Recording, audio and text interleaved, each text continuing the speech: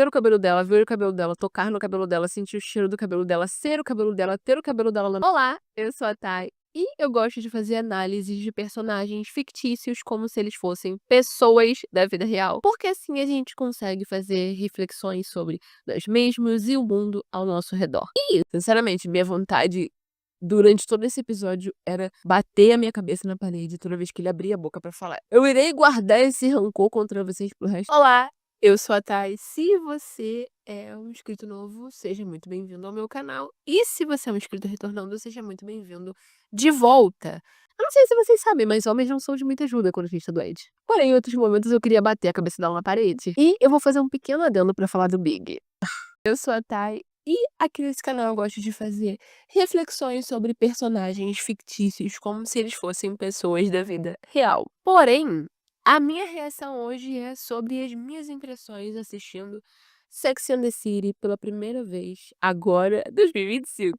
Se você chega na sexta temporada de uma série, ainda odiando a personagem principal, a personagem que tem mais tempo de tela, a personagem que o núcleo gira ao redor dela, que todas as histórias giram ao redor dela, que narra a série. Eu acho que no mínimo você é masoquista, ou no máximo você se odeia, porque não tem sim. Olá, eu sou a Thay, seja muito bem-vindo ao meu canal. Se você é um inscrito retornando, seja muito bem-vindo de volta. Eu acho que eu falei errado. Feios, feios, feios. A gente quer ser chique, não tem como.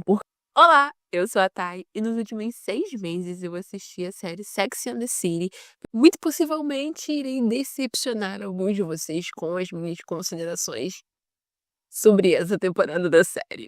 E que a mulher não era velha demais pra fazer nada. Como é que ela não quer que o ensaio fotográfico dela não lembre em nada justamente o assunto que ela mais escreve? Quem nunca se humilhou por um feio que levante a mão. Bem-vindos à minha review de Sex and the City.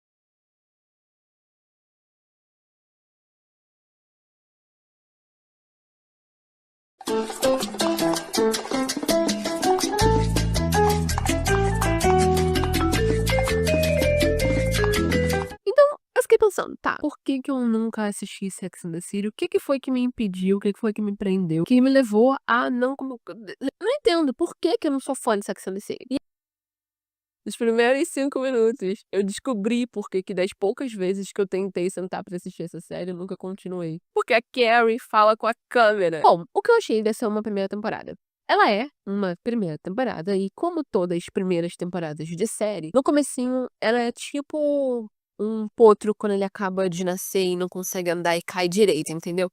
Ela tá confusa, ela não sabe onde pisar, ela não sabe que caminho seguir, não sabe quem ela é direito, ela ainda tá descobrindo a personalidade dos próprios personagens e que caminhos eles vão seguir e, muito principalmente, ela tá testando várias coisas pra ver o que que o público gosta ou não. Então ela tem os seus defeitos, eu não vou mentir, tá? No entanto, eu acho que assim, baseado em várias séries que eu já assisti ao longo da minha vida, da minha carreira como consumidora de séries, eu gostei. Eu achei que foi uma primeira temporada bem sólida. Não gostei dos primeiros episódios, tá? Não, a partir dali do 4º episódio é que a série de fato começou a me conquistar de verdade. Eu acredito que foi ali onde os roteiristas e os produtores conseguiram começar a dar uma voz mais clara para cada personagem, a entenderem realmente quem cada uma era e criar para elas plots mais interessantes. Os 3 últimos episódios da primeira temporada são, ó, maravilhosos, os melhores da temporada inteira. O piloto e o 2º episódio não teriam me feito continuar a assistir a série, a não ser que eu fosse gravar esse vídeo. Vou ser bem honesta com você. E, após assistir essa temporada inteira, eu considero uma boa série e eu consigo entender porque ela é uma série que marcou e ainda marca tantas gerações. Por que que ela impactou tanto, por que que ela ainda hoje é super relevante de ser falada e analisada. Então, com certeza ainda vão sair vídeos no canal, muitos vídeos sobre essa série, porque assim, ela é uma fonte infinita do que se podemos falar sobre ela, sinceramente. Uma série sobre 4 mulheres nos anos 90, sexualmente independentes e financeiramente independentes, assim, talvez se você for uma pessoa nova e esteja assistindo esse vídeo, uma pessoa com, sei lá, menos de 23 anos, você não consiga conceber o tamanho do impacto cultural que isso teve na cabecinha de nós, pequenas mulheres, na época. Não eu, porque eu não assisti, mas assim, eu imagino de outras, e teria sido na minha, na época, sabe? Claro que, analisando com um viés de 2024, tem muitas coisas na série que a gente poderia cortar ou recontar, retratar de uma maneira diferente. Óbvio que sim, a série tem muitos defeitos, e bem ou mal, ela era produzida por um homem, né. Porém, gente, sinceramente, eu acredito que para aquela época essa série ela era bem, eu não vou dizer à frente do seu tempo, mas assim, precursora para o que veio a seguir, tá. Temos que considerar que, em primeiro lugar, as personagens principal estavam nos seus 30 e poucos anos, só isso, só de colocar mulheres, protagonistas depois dos 30 nos anos 90 já é muita coisa. E segundo, elas eram solteiras, financeiramente independentes e sexualmente livres. Então isso era tudo que não tinha, basicamente, na televisão. "Ah, mas na década de 90 e de 80 tinha um monte de putaria na TV". Sim, claro que tinha. Mas não necessariamente a gente tinha séries e filmes contando a história desse ponto de vista da mulher independente, era sempre tinha putaria nos programas de TV, mas as séries aonde se passava uma mensagem clara, não era essa mensagem de liberdade sexual feminina que era passada. E um outro ponto é que, principalmente os 3 últimos episódios, super engraçado o plot da Samantha com o namorado com pequeno muito bom, cara.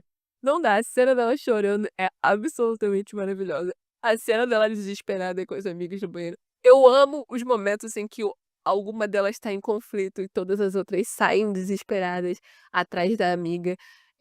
Apesar de não ser realista hoje, porque nós vivemos uma vida muito individual, a gente não se reúne mais em grupos, naquela época isso era extremamente realista e, assim, relacionável.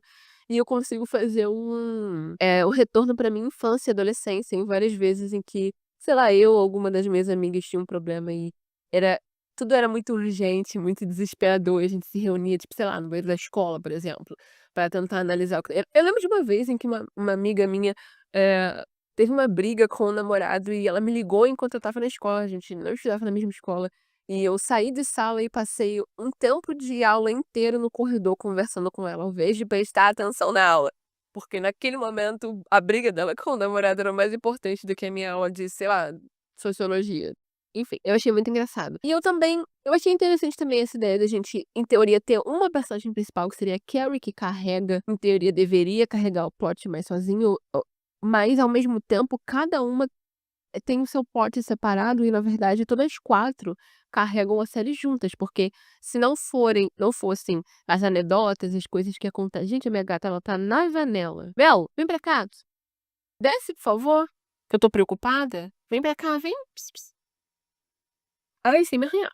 Se não fossem essas anedotas e as coisas que acontecem com as amigas, a Carrie talvez não fosse parar pra fazer as análises que ela faz. Então, é a vida pessoal das amigas, mais às vezes do que a dela, que ai, meu Deus, quanto pelo! Que motiva o que acontece na série, etc e tal.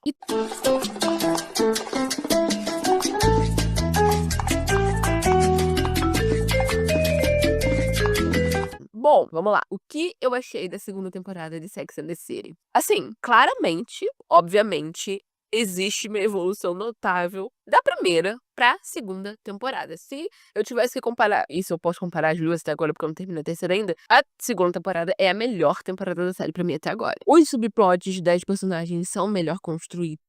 Ai, caralho. A gente quer ser chique? Não tem como. Por quê? Porque é desastrada. Continuando, os subplots das personagens são mais, bem construídos, são interessantes, parece que as atrizes estão mais confortáveis nos seus papéis. Os diálogos estão melhores. Em geral, eu consigo ver que parece que a produção conseguiu entender melhor o caminho que a série deveria seguir e se encontrar melhor ali em tudo, em geral. E assim, a Samantha e a Miranda carregaram a segunda temporada nas costas. na minha humilde opinião. Elas permanecem sendo minhas 2 personagens favoritas. Inclusive, eu cheguei a dizer no Instagram que eu percebi que eu achava, né, que eu ia assistir Sex and the City e ia me identificar com a Samantha, mas na verdade eu me identifico e muito com a Miranda. Me acho na personalidade, nas atitudes dela muito parecida. Muito prática, muito objetiva, muito pragmática nas coisas.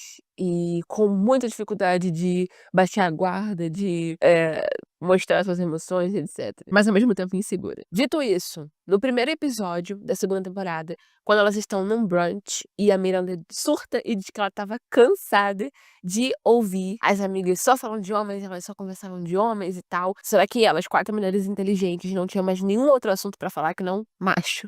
Super tem razão, inclusive. Eu acho, tá? Minha opinião, que isso foi uma maneira dos produtores fazerem uma reflexão sobre as críticas que a série estava recebendo na época, porque até onde eu li durante a primeira temporada, né, depois que a primeira temporada saiu, algumas críticas que eles receberam foi que elas só falavam sobre homem o tempo inteiro, a série era superficial, blá, blá, como se séries com homens centralizados ali na narrativa, eles não falassem só sobre mulheres e sexo e relacionamento, mas enfim, que elas falavam muito sobre homem e tal, que elas não tinham profundidade, blá blá blá. Então eu acho que foi uma maneira sutil, talvez não tão sutil assim, da produção fazer essa reflexão e tal, e abordar outros assuntos. E eu achei bom, porque deu uma abertura pra de fato se introduzirem outras coisas que eu acho interessantes. Ao mesmo tempo também a série se chama Sex and the City. Então elas não necessariamente param de falar sobre homens, até mesmo porque isso não seria realista, porque nunca na minha vida eu não sentei com amigas minhas e não teve o assunto sobre homens, sobre relacionamento. Em geral, homens, mulheres em geral, relacionamentos em geral. Não seria realista isso, porque mulheres, quando se reúnem, falam sobre seus relacionamentos, falam sobre suas experiências amorosas ou sexuais. Isso é normal. Mais uma vez, eu acho que isso era importante pra época também. Mas ao mesmo tempo, eu acho que deixou os produtores, os roteiristas mais criativos na criação desses subplots, né, que fazem ali o conflito, o desenrolar da história. Mudou um pouco, saiu um pouco daquela lenga-lenga de será que ele tá afim de mim? Será que ele não tá afim de mim? E trouxe coisas interessantes, como por exemplo, quando a Samantha e o Jamie vão pra terapia de casal, pra conversar sobre a vida sexual deles, o que eu acho que foi algo muito, muito legal de se abordar na série. Inclusive esse plot dela com cara, com James é muito engraçado. Ou também quando a Miranda, descobre que ela é a única que tem vergonha de falar durante o sexo, e aí ela acaba se desafiando e tentando falar coisas e acaba adorando, eu acho isso muito interessante também. Própria Carrie lidando com o término do relacionamento dela com o Big e como fantasma desse relacionamento, atrapalha todas as tentativas dela de seguir em frente, o que eu acho muito realista, como por exemplo, quando ela conhece aquele cara no parque, acho que é Ben o nome dele, que até o que tudo indicava, parecia ser um cara muito legal, parecia ser ideal pra ela, e o relacionamento dele, tipo, parecia que ia dar super certo, mas ela acaba estragando a relação com a paranoia dela. Por quê? Porque ela carrega traumas do relacionamento passado. Isso é extremamente realista. A insegurança da Miranda quando a vizinha fala pra ela que a última pessoa que morou no apartamento morreu sozinha e ela fica com medo de morrer sozinha. Isso também. Sei lá, quando você tá ali na casa dos 30 anos, é o tipo de paranoia que começa a entrar na sua cabeça. É muito interessante de se mostrar também. Então, assim, eu achei que foi muito bom a maneira como eles, apesar de não terem saído do foco principal intencional da série, abordaram outros temas e deram mais profundidade para os conflitos que as personagens tinham ali. No entanto, não poderia ser uma temporada perfeita, né? Óbvio que tem defeitos. Eu não consegui entender a necessidade e o porquê e o objetivo daquele plot onde a Charlotte sai com várias lésbicas pra no final tomar um fora porque não era lésbica. Assim, o problema nem era ela descobrir amizades com mulheres sáficas, mas eu não entendi o ponto daquela narrativa, porque no final ela só meio que perpetuou aquele estereótipo de que mulheres hétero e mulheres não hétero não podem ser amigas, sabe aquela ideia ridícula de que uma mulher lésbica ou bissexual sempre vai estar afim da amiga hétero.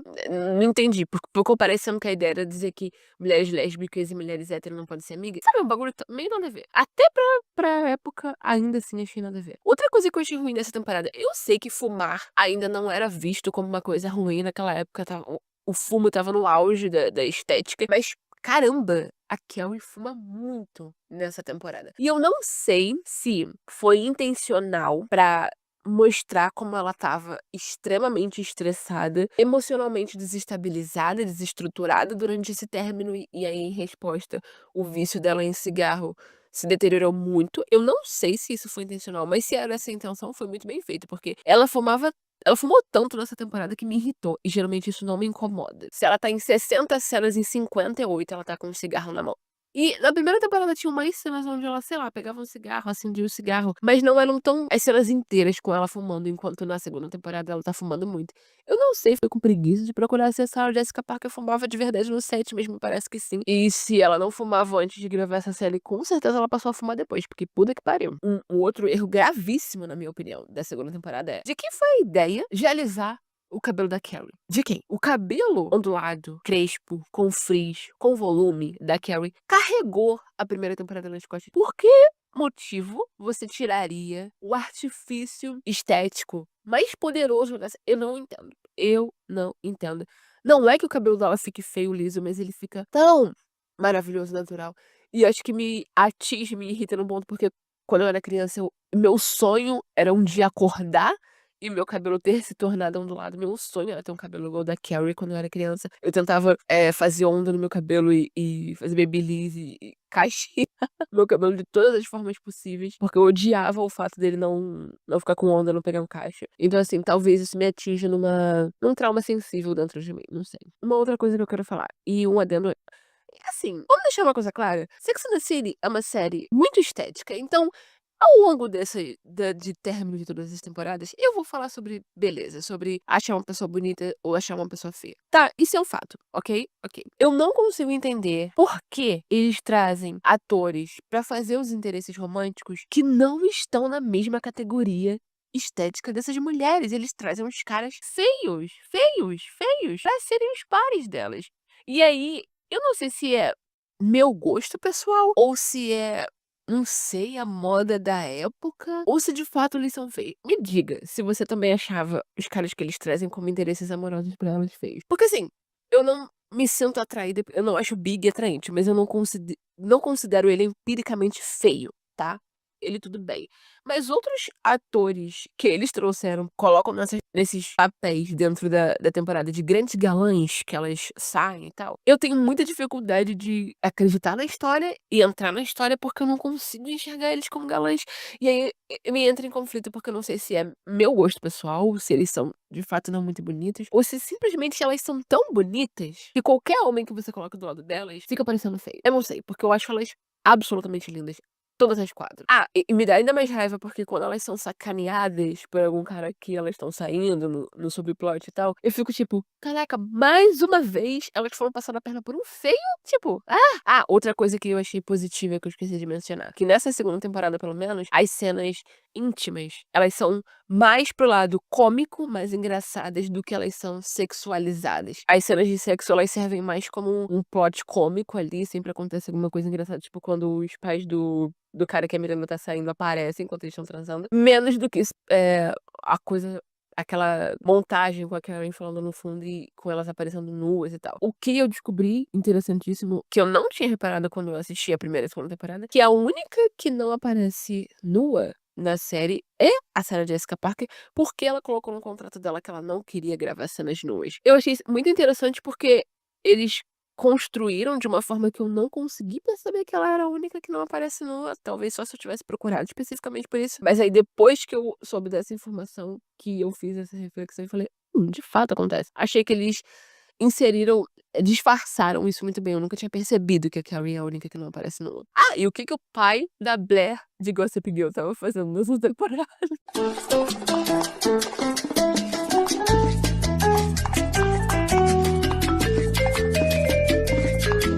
Foi a temporada mais caótica até agora, acho que por isso que ela é melhor, eu amo conflito. Assim, já começou muito boa pra mim com a Charlotte bêbada dançando. Pra mim, a Charlotte, ela é muito melhor quando ela tá bêbada, eu acho ela extremamente divertida, acho ela engraçada, adoro a Charlotte bêbada, acho que ela tinha que ficar bêbada mais vezes na série. Aí depois a gente tem a Samantha pegando aquele bombeiro e o plot dela ficando nua no quartel, muito engraçado, e a Miranda fazendo a cirurgia e o Steve cuidando dela, que eu achei fofo. E aí, no terceiro episódio, a Carrie descobre que a Natasha e o Big se casaram. E assim, você pode detestar a Carrie, você pode odiá-la o quanto for, mas nesse episódio, ela foi todas nós. Muito dificilmente, se você passou, parabéns, mas muito dificilmente você passou pela vida sem ter tido um conflito amoroso, de alguma maneira em que seu ex-parceiro ou parceira tá já seguindo em frente com outra pessoa, e você ainda não esqueceu completamente, você tem que, por alguma ocasião, vê-lo tão feliz com essa outra pessoa. E você não necessariamente quer essa pessoa de volta, mas nossa, você sente vontade de morrer em vê-la tão bem num novo relacionamento, sabe? Isso é muito real e quem nunca sentiu isso, ou é porque nunca teve um ex na vida, ou tá mentindo, porque esse negócio de: "Ai não, eu quero que todos os meus ex fiquem bem, eu fico muito feliz, eu já esperei". Mentira, todo mundo fica meio quando vê o ex tão bem em outro relacionamento, se você não necessariamente tá ainda preso ou apaixonado por essa pessoa, mas ainda não tá tão bem quanto ele, vamos dizer assim. Eu adorei a cena da Charlotte indo até a casa dela e insistindo pra ler o artigo com ela, porque sabia que ela ia ler e se torturar com aquilo sozinha. E é muito real, muita amizade feminina, sabe, ela dá o suporte que a Carrie precisava naquele momento. Eu também amei o quote final da Carrie nesse episódio, dizendo que ela nunca vai ser a mulher que tem o cabelo perfeito, sem frizz e que consegue usar branco sem se sujar. E nem eu. E você pode eu também discordo de muitas atitudes erradas que a Carrie tem, mas é inegável que ela é muito relacionável. Ela faz várias coisas idiotas, mas vez ou outra acontece algo que mostra que ela é muito real, muito humana. Não tem como você não se identificar ou você não sentir um pouco de empatia, só se você for um robô, ou se você estiver determinado a odiá-la. Eu acho que a Carrie é muito real e definitivamente é por isso que muita gente não gosta dela. Essa temporada também teve participação de vários outros atores de outras séries, e vocês falaram que realmente tem várias aparições e eu não estava preparada, essa tem muitas. Torna muito divertido quando você tá assistindo uma série antiga e você vê atores de outras séries que você acompanhou antes de você assistir essas séries, eles mais novinhos e fica tipo: "Meu Deus!". Sex and the City continua colecionando os pais de Gossip Girl, dessa vez o pai do Nate aparece na série. A Max de Two Broke Girls também apareceu no episódio e é muito engraçado porque a personagem que ela faz parece muito com a Max de Two Broke Girls, só que rica. E assim, Deus abençoe o Kyle MacLachlan, eu acho que é assim que se pronuncia sobre o sobrenome dele, mas eu só consigo vê-lo como o marido da Brie de Desperate Housewives, eu não consigo vê-lo em nenhum outro papel, não dá. No entanto, eu gostei do personagem dele na série. Minha eterna Daphne de Scooby-Doo e Buffy também estava presente, é claro. O próprio Matthew McConaughey, o brasileiro honorário. Ah, eu não sei o nome desse ator, ia ser com preguiça de pesquisar, mas aquele político que a Carrie conhece e namora nos primeiros episódios, acho que é até o segundo. Eu já vi ele em tantas séries e filmes, sempre interpretando um papel de político. Eu acho que esse cara nasceu pra fazer esse tipo de papel, ele deveria entrar pra política, que nada mais é do que interpretar um papel, porque é incrível, ele é igual qualquer político que eu imagino nos Estados Unidos. Mas principalmente o John Colbert interpretando o Aiden. Cara, vocês me falaram que tinha o tal do Aiden, eu sabia de nome, mas ninguém me avisou que era ele que interpretava o Aiden. E assim, eu não estava preparada para os flashbacks de casamento grego, eu odeio os Dia dos Namorados, um presente para Helen. Eu cresci assistindo as comédias românticas com ele que passavam na sessão da tarde, eu completamente apaixonada nele. Talvez eu tenha ficado completamente apaixonada pelo personagem do Aiden, porque eu transferi todo o amor que eu sinto pelos outros personagens que ele interpretou pra ele, ou talvez seja porque o Aiden realmente é um personagem muito bom. Jamais saberei dizer, mas o Aiden será pra sempre o melhor, par romântico que já passou em Sex and the City, independente de quem ainda vai aparecer na série, não quero saber. Eu não sei o que acontece, eu não acho ele feio, mas eu também não acho ele lindo, mas eu nem ele é um pouco charmoso, mas não é nem isso, é que ele tem uma aura tão grande de cara legal que, não sei, ele, tipo, você olha pra ele e fala: "Nossa, esse cara é muito legal, eu quero ficar com ele pra sempre", sabe. Ele é tipo esse tipo de cara, ele é muito tranquilo, não sei, ele passa e o ator, a pessoa em si pode ser completamente diferente disso, mas é essa energia que ele passa em todo personagem que ele interpreta. Eu não sei explicar, eu fiquei muito feliz de ver ele na série, eu gosto muito desse ator. Ah, outra coisa que eu gostei muito dessa temporada foi como eles trataram o tema das mulheres serem depravadas ou não. Acho que é no episódio 6 que é eu esqueci o título agora, mas eles falam slut ou whore, e eu acho que traduzir pra puta ia ficar enfim. E também sobre menopausa, num outro episódio, porque esses são 2 temas centrais da vida de toda mulher. Tudo que a gente faz é criticamente, meticulosamente analisado sob essa perspectiva de a gente tá sendo a Madonna ou a Whore, sabe?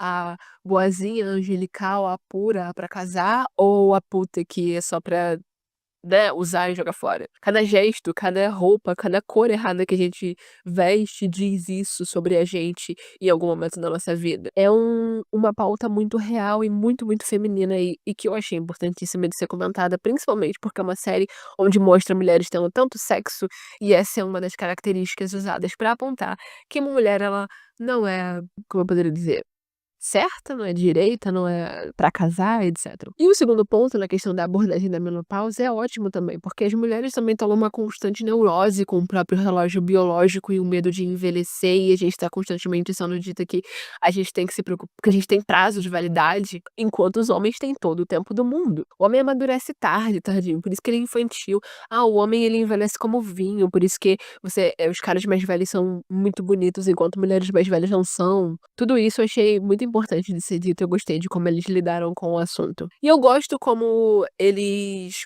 vira e mexe trazem essa pauta sobre envelhecimento com a Samantha, e de uma maneira leve, mas que ao mesmo tempo a gente entende a dor dela, sabe. Mas, também tiveram coisas nessa temporada que definitivamente me tiraram muito do sério, que assim, eu não consigo não mencionar, porque foram muito, muito ruins. Tipo assim, eu estava curtindo o episódio e acontecia essas coisas e me tiraram a vibe, me tiraram a aura, tipo, o plot esqueci de mencionar esse ator também, que é o mesmo ator que faz o namorado da Rachel em Friends, que é o cara que eu não lembro o nome dele, que a Carrie namora, que é bissexual. Esse plot dela tendo um problema com o cara e ser bissexual, pelo amor de Deus, por quê, pra quê? Tipo assim, eu sei que nessa época falar sobre bissexualidade nem era cogitado na grande maioria das séries, então, em teoria, a gente deveria dar graças a Deus, mas é tão ruim porque eles poderiam no final, ela ter chegado a uma conclusão de estar ok, ela ter entendido e ter sido uma conversa legal, mesmo que no começo ela tivesse se sentido desconfortável e tem aquela sempre a propagação daquele estereótipo que uma pessoa bissexual vai te trair, porque sente atração por mais de um sexo e tal. Mas não, no final foi só pra propagar esse mesmo estereótipo, então eu detestei. Aquele também da Charlotte descobrindo o lado masculino dela, achei tão sei lá, com cré. Ai, teve tanto da Samantha nessa série, teve ela fetichizando aquele cara negro, foi muito, muito ruim. Teve a briga que ela tem com as vizinhas trans e as coisas que ela fala e no monólogo da Carrie, enquanto elas estão passando também são muito ruins. Depois, no final desse episódio, a Carrie ainda fica fazendo um blaccent, que é quando uma pessoa fica falando um sotaque da comunidade negra com as mesmas gírias e não foi legal. Parecia que estava tirando sarro disso. E assim, me irrita porque o problema de Sex and the City, às vezes, é que você tá lá assistindo, curtindo a série, tá interessante, tá engraçado. Aí, de repente, ele joga uma coisa super problemática na tela e não existe uma conversa, um desenvolvimento, um propósito final pra isso. Eles só jogam mesmo pra dizer que falam do assunto, e falam da pior maneira possível, então é muito chato, é muito difícil defender, sabe. Tipo, eu não sei, eu quero acreditar que era a maneira falha deles de trazerem esses assuntos em 2002, que eu acho que foi quando passou a terceira temporada, mas ao mesmo tempo, se a pauta não vai chegar a lugar nenhum, não desenvolve nada no enredo, pra que colocar? Melhor nem colocar, sabe.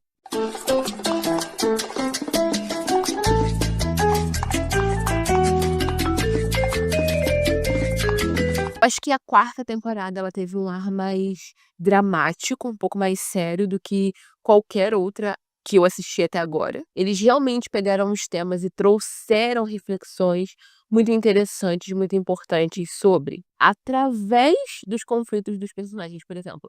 Essa temporada ela falou sobre a solidão das pessoas solteiras, ela falou sobre câncer, ela falou sobre infertilidade, ela falou sobre o ego masculino, ela falou sobre o luto, ela falou sobre ter filhos ou não, ela falou sobre, relacionamentos monogâmicos, sobre aborto. Abordou tudo com um senso de humor e piada que são característicos da série, mas ainda assim foi bem reflexiva, sobre esses tópicos. Não teve, assim, medo de trazer de verdade esses temas nas conversas, através dos diálogos, das vivências dos personagens, o que levando em consideração que ela foi ao ar, acho 2001 ou 2002, eu acho que é algo a se aplaudir.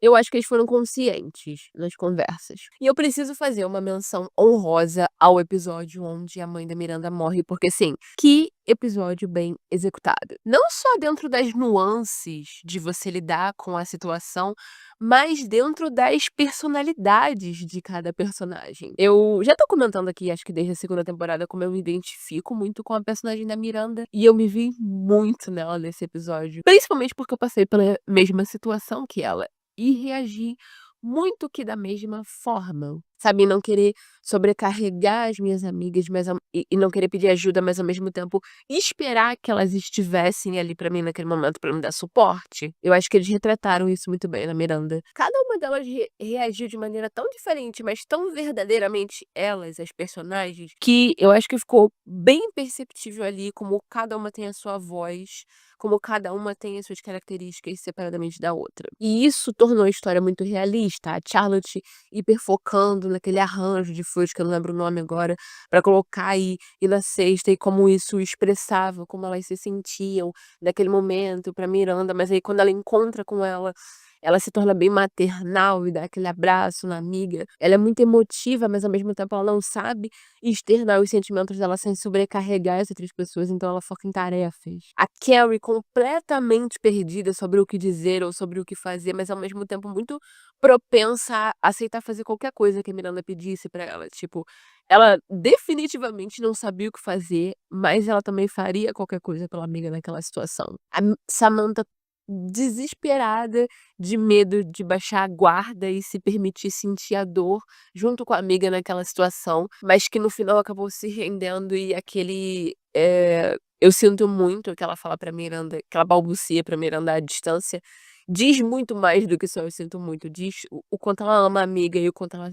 realmente tá sentindo dor por ela naquele momento. Eu acho que foi um episódio muito bonito, muito bem escrito e representou muito a amizade feminina e o luto e como a gente lida com essas coisas. Um outro episódio que eu achei lindo também nessa temporada, se eu não me engano, é bem no primeiro episódio, quando elas falam que vão ser as almas gêmeas umas das outras. Meu coração fica quentinho só de lembrar dessa parte, a emoção é tão bonita. Porque ela é super simples, mas ao mesmo tempo essa cena expressa muita coisa. Sabe, sobre todas as neuroses e medos e preconceitos que pessoas solteiras, principalmente quando passam dos 30, enfrentam na sociedade, sabe, aquela determinada idade onde se espera que você já tenha encontrado um parceiro ou parceira de longo prazo, sabe, pessoa com que você vai dividir a sua vida inteira. E eu acho que Sex and the City em geral, principalmente nessa temporada, é muito inteligente em abordar esse tema, de que muitas vezes as mulheres principalmente estão em busca de um parceiro ideal ou parceira ideal, não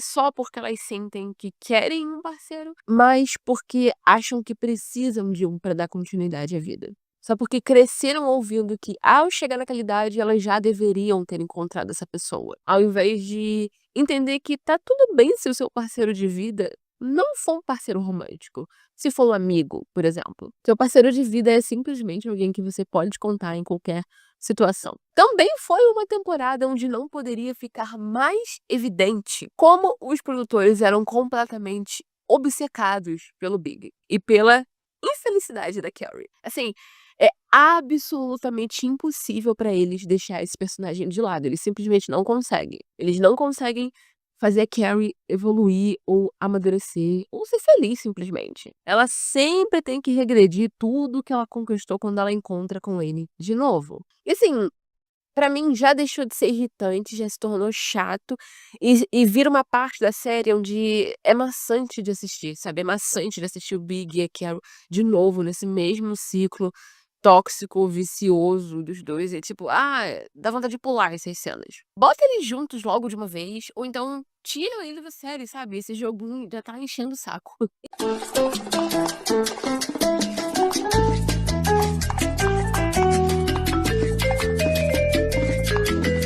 Eu provavelmente, muito possivelmente, irei decepcionar alguns de vocês com as minhas considerações sobre essa temporada da série. Só que eu preciso ser honesta, afinal eu tenho sido honesta com todas as minhas reações até aqui, certo? Eu absolutamente não gostei da quinta temporada. Eu não, não, não. E não é só uma questão de dos seus apesares, de ter piadas datadas, de tratar tópicos de maneira problemática, condizente com os temas da época que Sex and the City tem. Não é por nenhum desses motivos que eu não gostei da quinta temporada. Afinal, até aqui, eu aproveitei muito a série. Teve temporadas que eu me diverti, que eu gostei mais do que outras, mas em geral, eu gostei da série em si. Eu falei pra vocês desde que eu comecei a assistir aqui que eu sinto que Sex and the City tinha potencial pra ser uma das minhas séries preferidas, o tipo de série que eu revejo de novo, e de novo, e de novo, igual eu faço com inúmeras. Foi prazeroso assistir Sex and the City até aqui, e eu consegui entender de verdade por que que conquistou essa legião de fãs e por que que as pessoas reassistem todo ano. Só que eu não consigo usar nenhuma dessas descrições pra falar sobre a quinta temporada. Eu não senti nada disso assistindo ela. E vou ser muito sincera, eu não sei dizer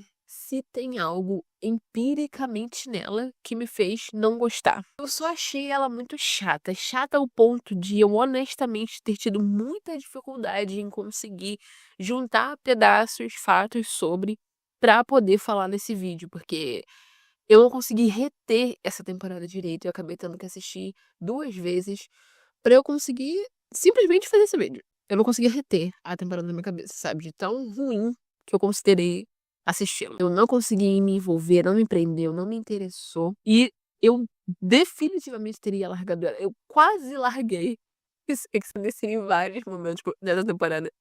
Eu não teria dado continuidade se eu não tivesse o objetivo de vir aqui fazer esse vídeo, porque foi uma experiência muito ruim, tá.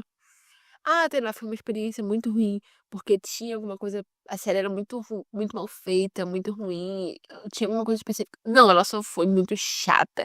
E assim, pra mim não tem nada pior do que uma série ser chata. Ela pode ser ruim e existem várias coisas que ao longo dos anos a gente descobriu que é ruim e virou tipo Crepúsculo, mas eu não consigo suportar uma série ser chata, ou um filme ser chato. Isso pra mim é o é a pior coisa que esse tipo de formato de mídia pode ser. E eu sei que durante as gravações dessa temporada, a Sarah Jessica Parker estava grávida, e eventualmente a Cynthia acabou ficando grávida também. E muito provavelmente isso deve ter impactado em algumas coisas no roteiro da série. Definitivamente impactou no tamanho. Essa foi uma temporada bem mais curta, graças a Deus. Mas o que pareceu pra mim foi que eles meio que esqueceram tudo que torna essas personagens interessantes na série, sabe. Até mesmo a trajetória da Charlotte, encontrando esse amor completamente diferente de tudo que ela projetava pra si, do que ela imaginava, e mudando a maneira como ela vê as pessoas e se relaciona com seus pares românticos por causa do Henry. Tá vendo, eu não consigo nem lembrar o nome dele, e eu gosto dele, eu gostei dele. Nem isso, apesar de ser uma história muito legal, não foi escrita de uma maneira envolvente, sabe.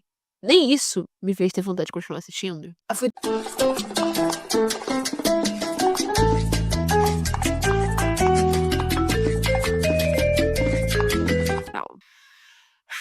Foi tão, tão melhor que a última. Se você não viu meu vídeo falando sobre a quinta temporada de Sex and the City, assista, mas não assista se você tiver um dia ruim, porque assim, com certeza esse vídeo vai te deixar pra baixo, porque eu absolutamente odiei a quinta temporada. É muito ruim, é muito, muito, muito ruim. Tudo que vocês falaram sobre quão ruim ela iria ser, ainda assim não me preparou pro quão ruim ela foi. Isso eu tô falando em comparação ao que eu achei das outras, tá? Não é a pior temporada já criada na história da humanidade de séries, assim também. Mas em comparação a como eu me senti sobre outras temporadas, a quinta é muito ruim. Então pode ser que eu ter achado a quinta tão ruim tenha interferido na minha percepção sobre a sexta. Talvez ela tenha sido só um pouquinho melhor, e eu já gostei dela por ela ter sido só um pouquinho melhor, sabe. Talvez, quando eu reassistir a série mais vezes, eu vou me sentir diferente sobre ela. Não sei ainda. Mas honestamente eu não achei que a sexta temporada foi tão ruim quanto algumas pessoas falaram pra mim que iria ser. Foi, na minha opinião, bem o clichê de última temporada que geralmente acontece quando, né, tá se encerrando a produção de uma série.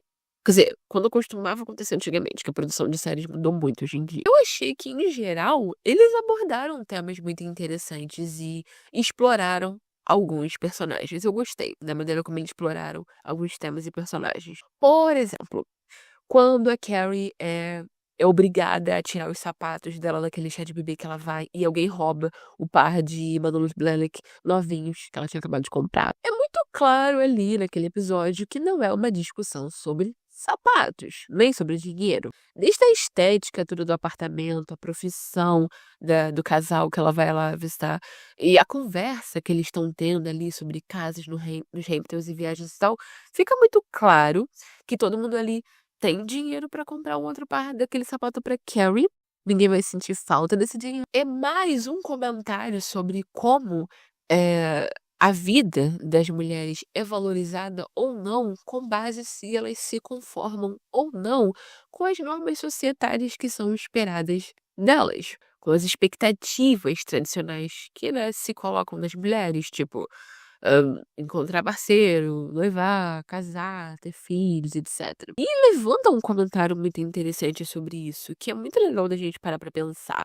Por que a gente premia as pessoas, presenteia as pessoas quando elas se casam ou quando elas têm filhos, né? Por que que é esperado que você gaste dinheiro com os seus amigos ou familiares nesses momentos? Mas se você é promovida, se você consegue um novo emprego, se você se forma na universidade, nada disso é presenteado da mesma forma. Não existe nenhuma implicação social de que você deva gastar dinheiro com seus amigos nesses momentos deles, sabe? Por quê? Se são coisas tão relevantes quanto o casamento ou a maternidade. Uma coisa que me deixou muito confusa nessa sexta temporada foi a timeline da temporada em si, porque elas comemoram 36 anos na quinta temporada. Existem os aniversários delas, de 36 anos. Tirando a Samantha, que a gente sabe que ela é um pouco mais velha, a gente não vê ali nenhum momento o aniversário de 37. A gente só tem lá na segunda metade dessa temporada, elas falando, a Charlotte e a Carrie conversando e falando como elas estão com 38 anos. Então, eu não sei o que aconteceu ali, não sei se foi um furo de roteiro, não sei se foi uma tentativa de enfatizar naquela conversa que elas estavam tendo o quanto elas se sentiam velhas, quando o assunto é o relógio biológico e tal.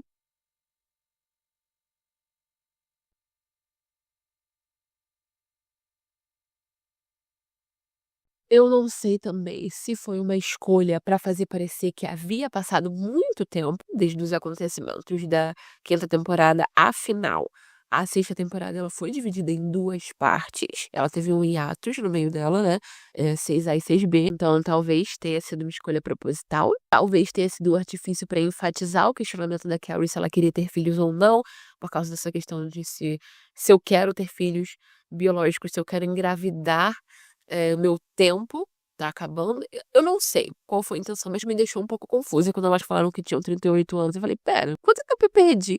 Eu tive que voltar e pensar nos acontecimentos da quinta temporada e onde ela termina e onde a outra começa, me deixou bem confusa. Mas eu não sei se eu que perdi alguma coisa, se eu que não prestei atenção ou se realmente não faz sentido. Mas eu vi quando eu pesquisei sobre, eu vi algumas outras pessoas também confusas, então eu acho que não fui só eu. Bom, finalmente também nessa temporada a gente teve um par romântico não branco, e foi bem feito, coisa que eu não esperava, sinceramente foi surpreendente pra mim. Minha única tristeza é o Robert ter surgido tão tarde na história, porque ali já estava muito óbvio, muito implícito que a Miranda ia terminar com o Steve, e afinal, a sexta temporada começa com ela falando, se dando conta de que ela tá apaixonada por ele, então era meio óbvio que, poxa, eles têm uma história, eles são filhos juntos, então no final da série eles vão ficar juntos, isso nunca foi é uma questão pra mim, eu sabia que isso ia acontecer. E me deixa triste que ele só tem colocado o Robert na história agora, porque ele foi um dos melhores não, ele foi o melhor par romântico que a Miranda teve até ali. Não só ele é bonito, charmoso, incrível, trata ela super bem, trata o filho dela super bem, tem uma carreira estável, faz sentido ele com a Miranda. Ele é um cara que faz muito sentido os 2 estarem juntos, ele é o tipo de cara que a Miranda tá buscando desde o começo da série. Tanto o trabalho deles conversa muito bem, porque ele tem um trabalho de alta seguridade, alta estabilidade financeira e alto respeito, então ele não se sente, emasculado por ela, ele não ia se sentir em competição com ela, por ela ser super bem-sucedida na carreira, tanto quanto era um trabalho com um horário tão exigente quanto o dela. Então também ele não ia se sentir deixada de lado por causa da quantidade de tempo que ela disponibiliza para o trabalho. Ele era o par perfeito pra Miranda. E foi tão legal ver ela ficar com um cara que ficou super fascinado e atraído por ela logo de cara, porque a Miranda sofre com a falta de autoestima dela. Então depois de ver 5 temporadas e meia dela lutando com isso, ver ela, eh, sei lá, ver ela surpreendida por um cara completamente atraído por ela foi muito legal. E um cara tão bonito quanto ele, foi muito legal. Eles foram um casal muito maneiro. Eu não fiquei triste dela ter ficado com o Steve, mas eu fiquei triste que eles só colocaram o Robert no plot tão tarde. Eu queria ver mais dele, eu queria que, quem sabe, talvez eles tivessem ficado juntos. Acho que eles faziam muito sentido.